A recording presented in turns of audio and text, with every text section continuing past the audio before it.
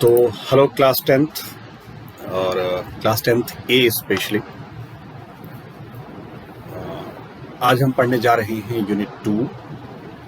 Chapter का नाम है, यूनिट 2 का नाम है इलेक्ट्रॉनिक स्प्रेडशीट एडवांस्ड।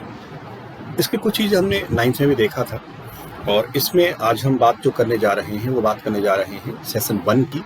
और सेशन में अभी मैं सिर्फ 2 टॉपिक लूँगा, कंसोलिडेटिंग डेटा और सब टोटल। ठीक, तो इसमें सबसे पहले तो हम स्टार्ट कर लेते हैं, फिर उसके बाद बुक पे उसके बाद आएंगे। ठीक, तो ओपन ऑफिस राइटर ले लिया हमने या स्प्रेडशीट करके देखते हैं।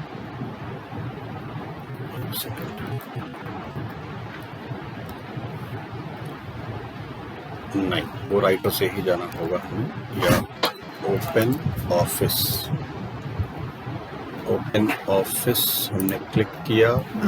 यहाँ से हम ले लेते हैं स्प्रेडशीट। ठीक है, यहाँ आए, मैं बात करने जा रहा हूँ यहाँ 2 क्वार्टर हैं।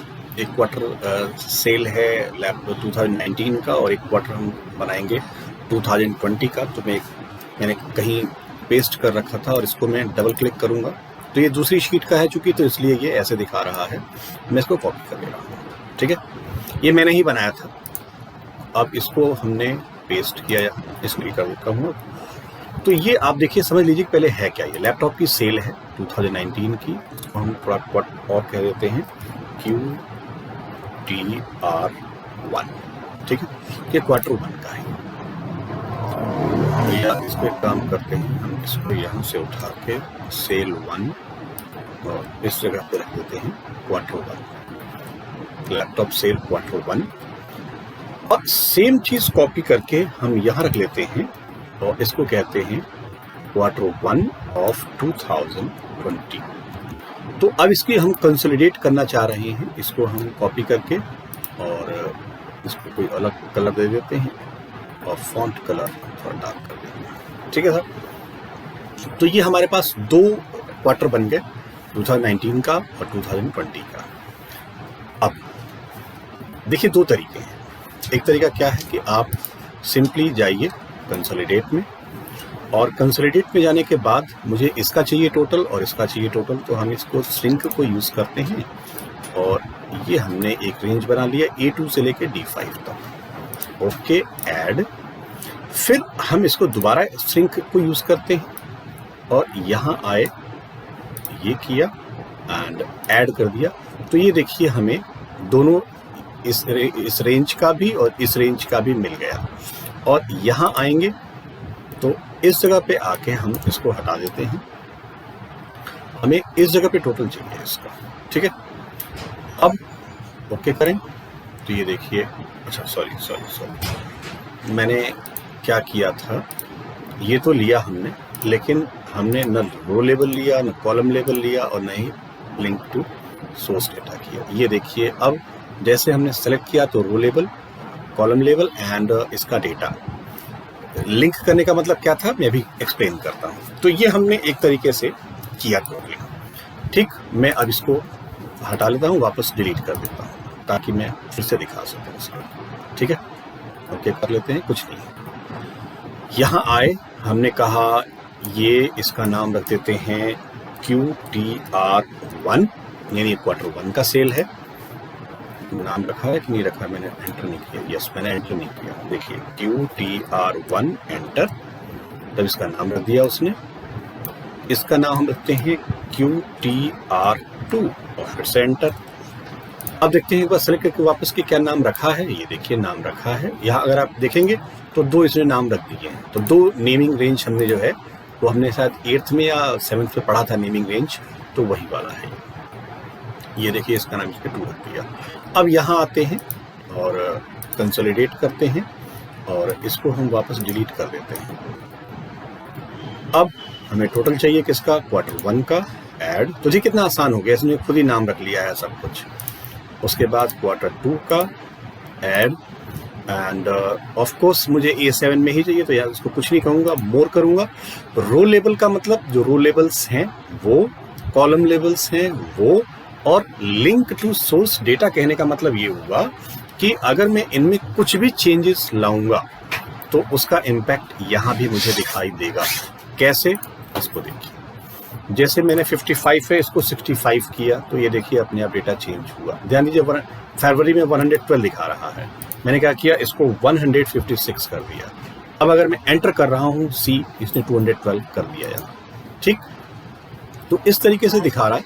और अगर मैं इसको एक्सपेंड कर रहा हूं तो ये देखिए एक्सपेंड करने के बाद भी मुझे बता रहा है कि ये कहां से इसने डेटा उठाया है। 65 इसका एंड 55 इसका, ठीक। ऐसे ही 156 इसका एंड 56 इसका।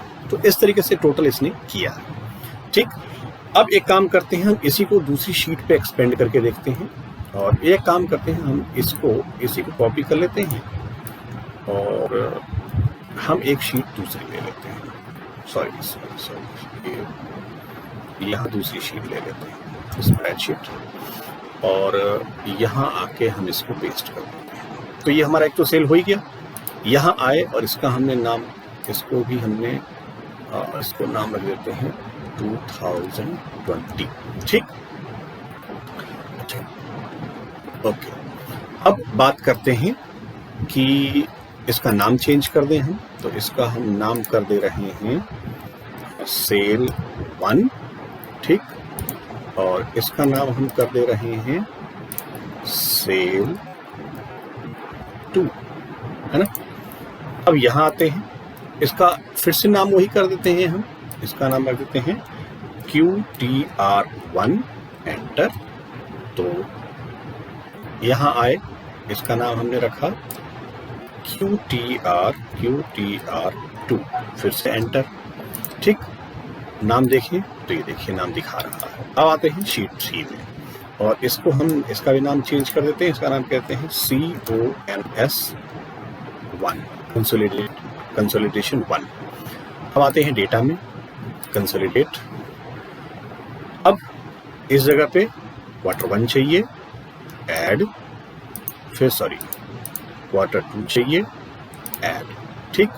और मुझे कंसोलिडेशन 1 के A1 पे वो दोनों का टोटल चाहिए।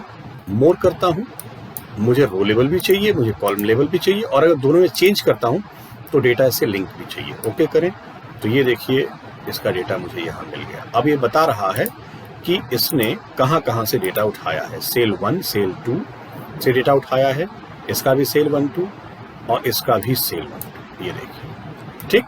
तो इस तरीके से हमने कंसोलिडेशन देखा और ये बेहद इजी और बहुत आसानी से हो जाने वाला। अब बात करते हैं हम, आई होप आपको क्लियर होगा। थोड़ा सा मैं अब इसको बुक में और देख लूँ मैं कि बुक में क्या कह रहे हैं कंसोलिडेशन डेटा के बारे में। तो ये कह रहे हैं कि डेटा क्या चीज़ होता है। ये ग्राफिकल इंटरफेस है जो कि डेटा एक रेंज से दूसरे रेंज का डेटा को कैलकुलेट करता है, जिसमें बहुत सारे हम फंक्शंस प्रोवाइड कर सकते हैं।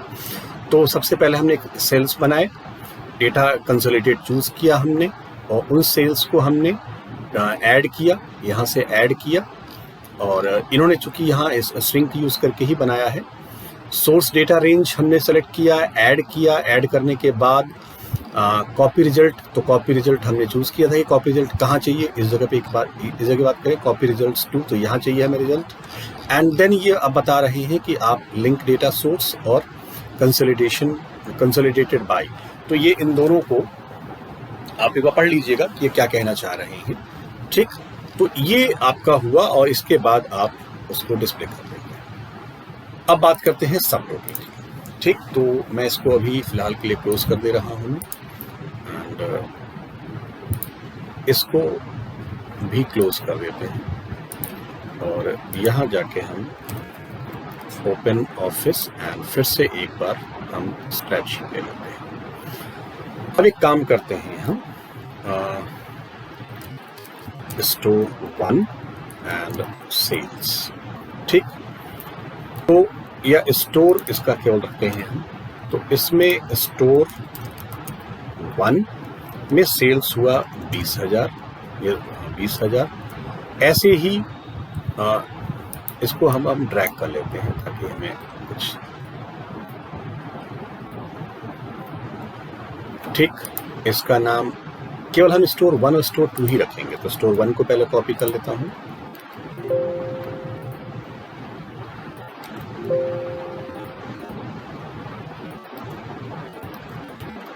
अब स्टोर 2 ले लेते हैं,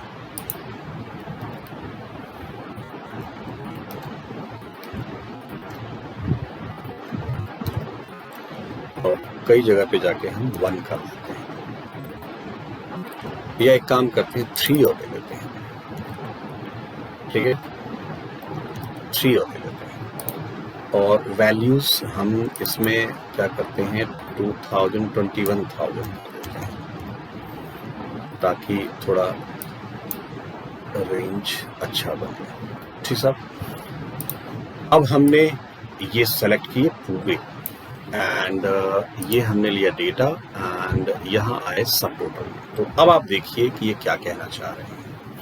ये कह रहे हैं कि ग्रुप किसके हिसाब से बनाना है, तो ग्रुप मुझे बनाना है स्टोर के हिसाब से, और मुझे कैलकुलेट किसका करना है, तो मुझे कैलकुलेट करना है सेल्स का। अब मैंने कहा ओके, तो ये देखिए कि स्टोर 1 को इन्होंने एक जगह एक्यूमुलेट किया, और उसका इन्होंने टोटल बताया कि स्टोर 1 की टोटल ये है।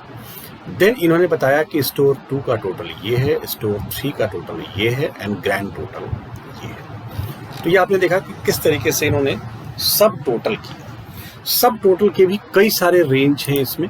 अब जैसे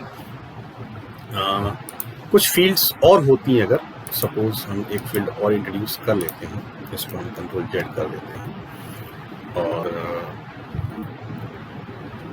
क्या रखें, एक सेकेंड, तो इसमें हम डेट और इंट्रोड्यूस करके देख लेते हैं। यहाँ हम इंसर्ट कर लेते हैं कॉलम, और यहाँ हम डेट और ले लेते हैं। एक्चुअली मैंने पॉज किया था, मैं सोच ही नहीं पा रहा था कि मैं फील्ड क्या लूँ।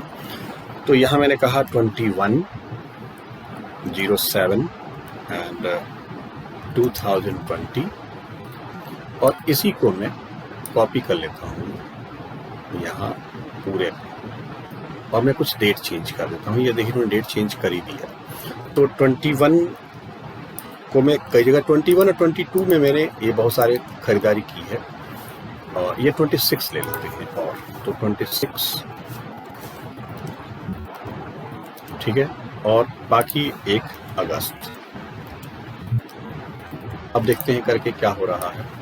तो ये हमने लिया, एंड डेटा में गए सब टोटल, और सब टोटल में ग्रुप तो मुझे अभी भी स्टोर वाइज ही करना है, और फर्स्ट ग्रुप मुझे करना है सेल्स का, सेकंड ग्रुप मुझे करना है डेट वाइज। देखिए क्या हो रहा है। मैं फिर से जाता हूँ सब टोटल, एंड सेकंड ग्रुप ले लेते हैं, group by store. First group selected तो नहीं है, देखते हैं, एंड डेट सेल्स। तो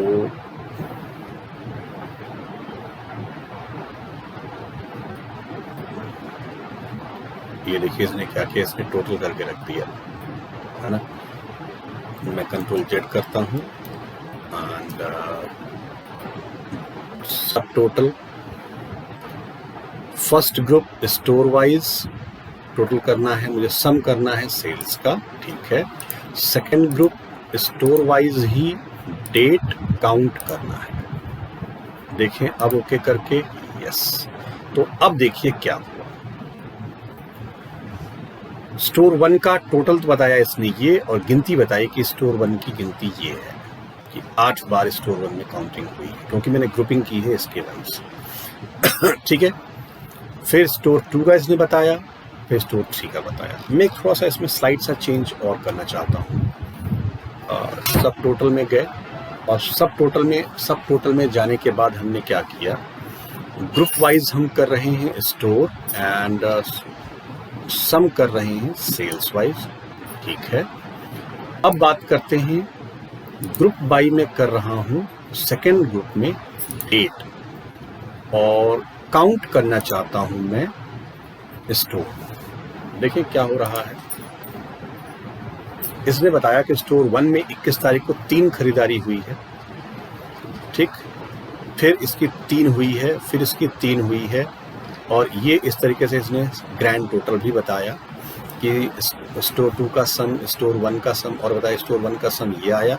तो पहले स्टोर 1 के बारे में ही इसने बात किया है कि कि स्टोर 1 पे आपने क्या क्या किया है। स्टोर 1 की काउंटिंग दिखाई इसने 21 तारीख की, फिर 26 तारीख की दिखाई, फिर 1 अगस्त की दिखाई, उसके बाद इसने टोटल बताया, ठीक है ना। तो इस तरीके से आप क्या कर सकते हैं, सब टोटल भी कर सकते हैं, ठीक है। आई होप क्लियर हो गया होगा आप लोगों को।